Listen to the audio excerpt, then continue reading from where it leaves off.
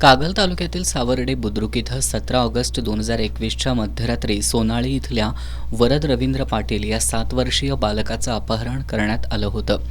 दत्तात्रय उर्फ मारुती वैद्य यानं वरद याला गोड बोलून एका शेतात नेऊन अंधाराचा फायदा घेऊन ठार मारून पुरावा नष्ट करण्याच्या हेतूनं वरदचा मृतदेह गावाबाहेरच्या एका झुडपात लपवून ठेवला होता. 20 ऑगस्ट 2021 रोजी वरदचा मृतदेह आढळून आला होता. या घटनेनं जिल्ह्यात खळबळ उडाली होती.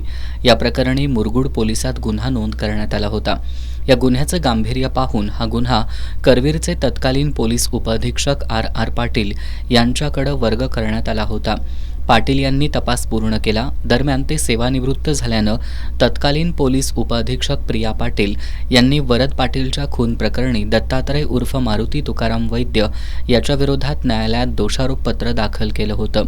आज या प्रकरणी जिल्हा सत्र न्यायाधीश के.बी. अग्रवाल यांनी आरोपी दत्तात्रय उर्फ मारुती वैद्य याला आजन्म कारावास आणि 5,000 रुपये दंडाची शिक्षा सुनावली आहे. या खटल्यात सरकारी वकील विवेक शुक्ल यांनी काम पाहिलं.